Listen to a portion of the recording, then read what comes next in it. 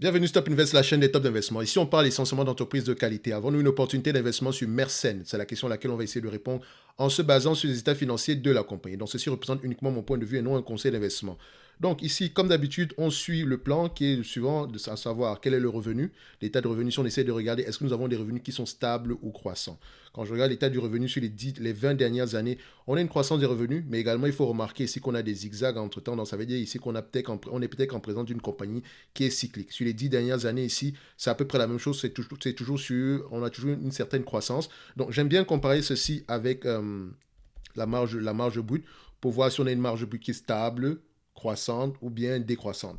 Ok, donc on a plutôt une stabilité des marges brutes. Donc, ce qui veut dire que dépendamment du revenu, si on arrive à garder à peu près nos marges brutes à peu près un niveau assez correct, aux alentours de 30% par là, c'est déjà assez encourageant. Ok, so en termes de revenus, ici, j'aime bien prendre l'estimation des analystes, d'accord, par rapport à l'année prochaine. Ok, donc on voit ici que on s'attend à peu près à avoir 1 milliard 120 millions. Donc, ce qui est également important, c'est la pente. Donc, c'est-à-dire que ici, les analystes sont confiants pour le futur. Mais attention, ça reste dans un environnement normal. D'accord? Mais si on avait plutôt un élément comme ceci, imaginez qu'on regardait la tendance, l'estimation des analystes ici et qu'on se rendait compte qu'on avait plutôt une diminution ici. Ça veut juste dire qu'on est un peu moins optimiste par rapport au futur. Mais il faut également regarder dans les rapports financiers, c'est dû à quoi? Est-ce qu'on a vendu un segment d'activité ou c'est ce genre de choses-là? Est-ce que c'est dû au day-to-day, au business même de l'entreprise, à l'industrie, d'accord? Ou bien à la conjoncture économique, ok? So, je prends ici 1.1, 1.12, d'accord, en termes de milliards. 1.12, ok? Il y a de la croissance ici, mais voilà, on a déjà pris la croissance pour l'année prochaine, donc je pense qu'on va s'arrêter là. Ça, c'est juste à titre d'information. On peut regarder ici que sur les 10 dernières années, malgré les zigzags en question, on a 1.85%. Sur les 5 dernières années, on a 4.98%. Sur les 3 dernières années, on a 2.25%. Donc, on a au moins 1% en montant, ok? Mais ça reste ici assez cyclique, ok? So, revenu, croissance de revenus, c'est déjà posé. Maintenant, free cash flow moyen. Je compare d'abord les net income, d'accord, et les free cash flow, ok, les free cash flow. Donc, on les met sur le même graphique. Je constate ceci. Est-ce que les net income et les free cash flow vont dans le même sens? Donc ici, voilà, je dézoome un tout petit peu. Oui, les net income et les free cash flow vont à peu près dans le même sens. Donc si je mets ça comme ça voilà, on va le mettre de ce côté-là. Ok. Donc, non, peut-être comme ça, c'est peut-être mieux. Ouais, on a semble-t-il qu'on va dans le même sens parce que regardez, la ligne en orange, ce sont les net income. C'est-à-dire que quand nous, on perd, en termes de bénéfices net, on a perdu de l'argent ici, mais en termes de free cash flow, on n'a pas perdu d'argent du tout. Donc, c'est-à-dire qu'ici, ça peut être une charge financière, une charge non financière qu'on a dû prendre ici. OK? La même chose à ce niveau-ci, on n'a pas perdu d'argent. Donc, ici, par exemple, on n'a pas perdu d'argent, pourtant, les net income marquent qu'on a perdu de l'argent. Donc, il faut toujours comparer les deux. Il faut essayer de regarder l'histoire ici en mettant les deux côte à côte, essayer de voir à peu près où est-ce que quand l'un perd, les deux vont dans le même sens ou bien vont dans des sens différents. Par exemple, ici, en termes de bénéfices nets, on n'a pas perdu d'argent, mais en termes de free cash flow, on a perdu de l'argent. Ici, par exemple, en termes de bénéfices nets, on gagne de l'argent, mais là, en termes de free cash flow, on perd de l'argent. Donc, ça peut avoir plusieurs significations. On peut avoir des bénéfices nets ici, c'est-à-dire que, voilà, comptablement, on a enregistré un bénéfice net, mais il n'y a aucun cash qui est rentré ou bien on a dépensé énormément en capital. Parce que ceci doit également être pris en considération avec cette partie-ci, donc le capital expenditure. Donc, le capital expenditure influence les free cash flow. Donc, on regarde ici le volume de capital expenditure. On peut voir que ici, on a une augmentation ici, c'est-à-dire que regardez, on a une augmentation enfin, on a une augmentation plus qu'à la normale ici, on a une dépense plus élevée que la normale. Là, ici, on a du rouge, ok, en termes de free cash flow. En même temps, à ce niveau-ci, on a également une augmentation plus élevée qu'à la normale ici. Ici, on a également du rouge. Donc, faites attention ici. Il faut également les prendre en termes de CAPEX par rapport aux revenus. D'accord? Quand on regarde le CAPEX par rapport au revenu, qu'est-ce qu'on observe? Ici, on a combien? On a du 9%. Là, on a combien? Presque du 9%. Donc, à chaque fois qu'on a du 9% ici, ça veut dire qu'on investit plus que la moyenne, alors que la moyenne en termes de dépenses en capital est aux alentours de 5%. Donc, ici, ça peut juste être une situation liée aux investissements qu'on a, aux investissements de croissance. OK? Donc, tout ceci doit être mis en considération. Il n'y a pas une affaire, il y a pas une affaire qu'on, genre, on prend pas de free cash flow, on ne, comment dire ça? On ne préfère pas le free cash flow au net income sans les mettre côte à côte. Je préfère les free cash flow, mais les net income peuvent raconter une autre histoire par rapport au free cash flow. Ok, donc il faut toujours les mettre côte à côte ici afin d'avoir à peu près un tableau qui pourrait aller dans le sens de la réalité parce que là on fonctionne encore avec les chiffres. Ok, vous ne pouvez pas uniquement investir dans une compagnie en vous basant uniquement sur des chiffres. Donc là, j'essaie de raconter une histoire en me basant sur les chiffres, mais je sais voilà, je serai d'accord avec à peu près quel type d'entreprise j'ai ici, les questions que j'aurai à poser, je vais lire mes rapports financiers. Pourquoi est-ce qu'on a cette diminution ici? Je veux avoir la confirmation dans les rapports financiers. Ça, c'est dû à quoi? La même chose ici, ça, c'est dû à quoi? Le management s'attend à quel niveau de pourcentage pour les bénéfices nets ou bien pour les free cash flow? C'est très important, d'accord? Parce que tous ces ratios-là ont un lien, d'accord? Donc, tous, ils doivent être pris ensemble, ok? Et non séparément, d'accord? Donc, ici, en termes de net income, il y a également une information on peut prendre ici. Donc, si on prend les net income normalisés, donc c'est-à-dire qu'en prenant les net income qui ne prennent pas en considération les charges extraordinaires, ok, vous remarquez que ces net income-là sont plutôt stables. Quand on les met sur ce graphique-ci, même si c'est en vert ici, donc je vais mettre ça à ce niveau-ci, on va fermer le free cash flow.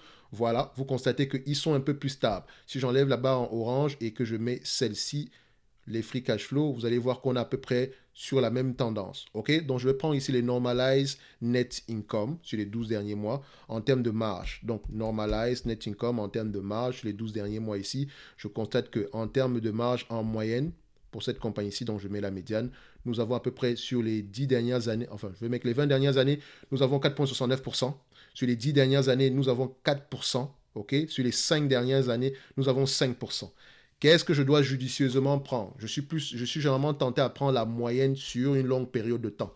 OK? Parce que je peux déjà voir ici que nous avons une compagnie qui est cyclique. Ce n'est pas la première fois qu'on a des marges aux alentours de 5% et ça ne sera peut-être pas la dernière fois. Mais d'habitude, on n'arrive pas à se maintenir à ce niveau pendant très très longtemps. Maintenant, la structure de la compagnie a peut-être changé. C'est pas la même compagnie. La compagnie de 2007, c'est pas la même d'aujourd'hui.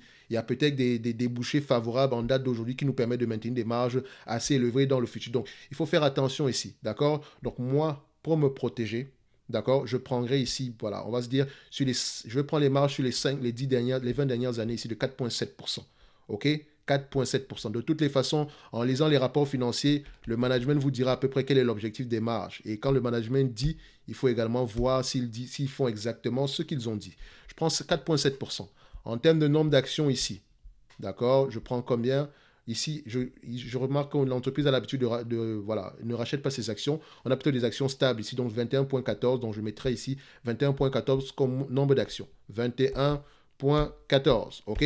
Maintenant, PER moyen, je sais déjà que nous avons une compagnie cyclique ici, le marché paye généralement combien pour ce genre de compagnie-ci? Ok, on pose souvent la question, pourquoi tu prends NTW pourquoi tu prends Next 12 Months au lieu de prendre Last 12 Months? Next 12 Months prend en considération les prévisions des analystes et parfois ça peut également nous permettre ici d'aplatir à peu près la moyenne des PER ici, ok, parce que quand je vais les prendre sur la même PER, vous allez voir ce que je veux dire. Donc ici, je prends les price to earning, mais maintenant sur les 12 derniers mois, d'accord? Quand je les prends ici, vous voyez qu'on a ce genre de grosses variations aussi parce qu'on a peut-être des net income qui sont négatifs à ce niveau. Vous voyez ce que je veux dire? Donc, ça va entraîner ce genre de variations. C'est exactement ça que je ne veux pas. Or, pour éliminer ce genre de situation, vous prenez les next 12 months. Donc, ça prend en prévision ce que pensent les années. Les années ont tendance à ajuster les bénéfices nets par rapport aux situations spéciales. Ok, si c'est une charge qui est extraordinaire, ils vont l'ajuster en conséquence. Donc, c'est pour ça que je prends les next 12 months. Donc, ça me donne à peu près quelque chose comme ça. D'accord? Je ne dis pas qu'avec ceci, on ne peut pas trouver l'information. Parce que si ici, on peut travailler avec la marge. Donc, la marge, avec la médiane. C'est pour ça que je préfère la médiane et non la moyenne. Parce que la moyenne aura tendance à vous donner une information qui n'est pas correcte. Surtout qu'on a des grosses variations comme ça. Ok, donc, quand je prends la médiane, vous voyez qu'on parle à peu près le même langage. Mais si je prends la moyenne des last 12 months ici et que je les mets en termes de moyenne, vous allez voir qu'on obtient quelque chose de très très élevé à ces niveaux-ci. Donc c'est ce que je ne veux pas. Donc je prends ici la médiane et je vais prendre la médiane sur les next 12 months. OK? Donc sur les 20 dernières années, on paye 13 fois les bénéfices. Sur les 10 dernières années, on paye 12 fois les bénéfices. Sur les 5 dernières années, on paye 10 fois les bénéfices. Je prendrai ici 13 fois les bénéfices. Mais également, on peut constater une chose, ce n'est pas une entreprise qui s'échange à des PER très très élevés. Et déjà, on oscille ici entre 10 et 13. OK?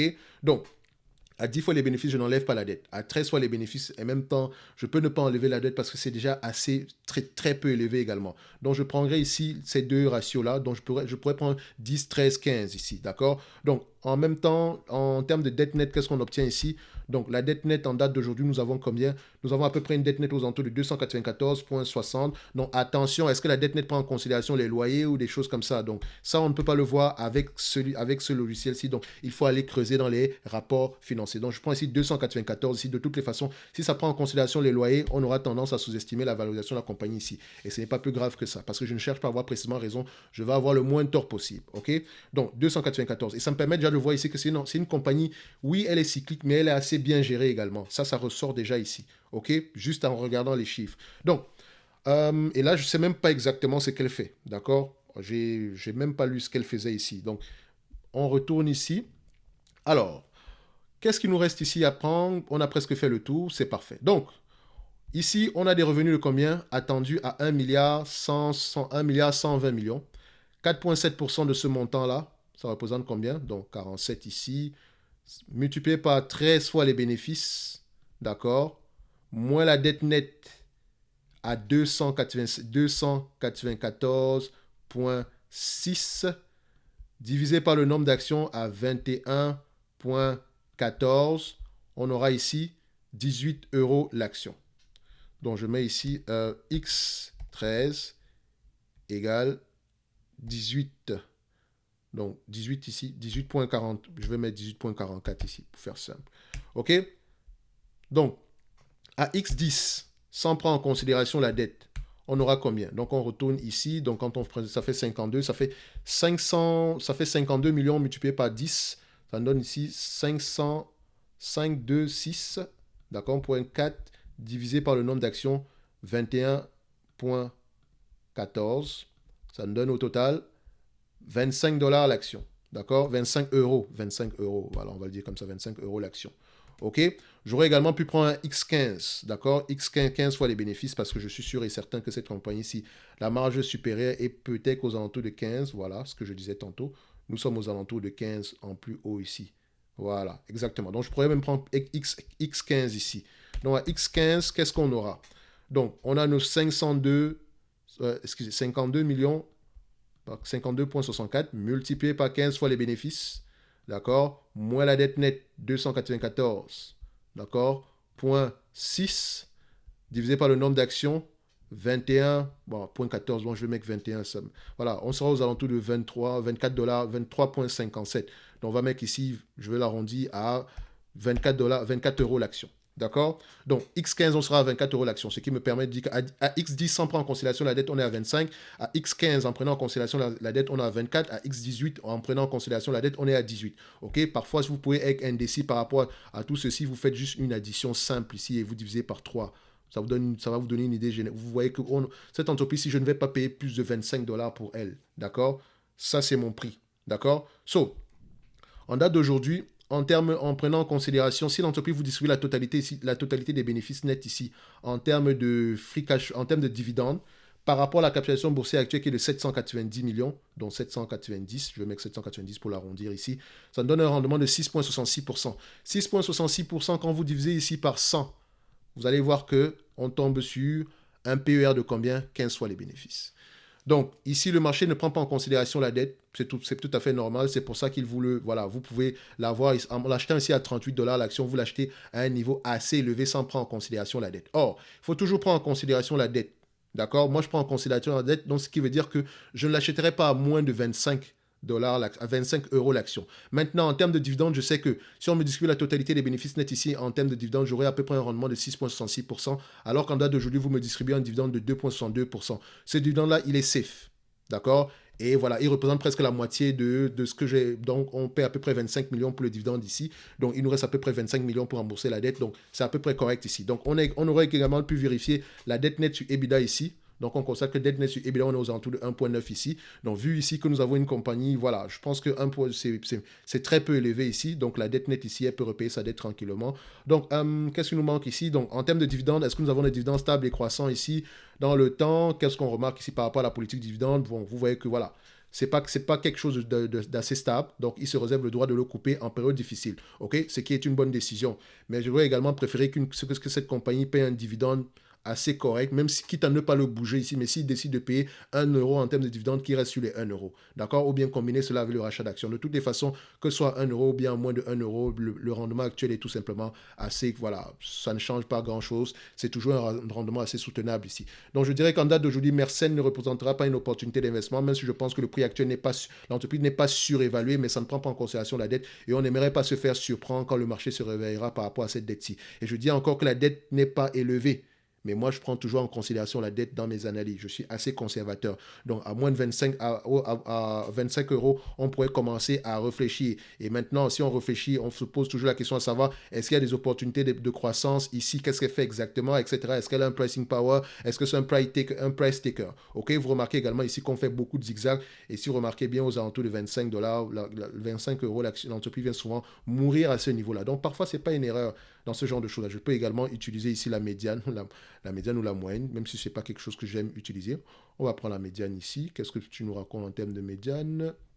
Est-ce qu'on peut même prendre la médiane sur cette affaire-ci? C'est quoi? Ah, c'est le prix. Ok, donc le prix ici, je prends la médiane. On est à combien? Ouais, on n'est pas loin des 25 $ l'action. Des 25 € l'action plutôt. OK?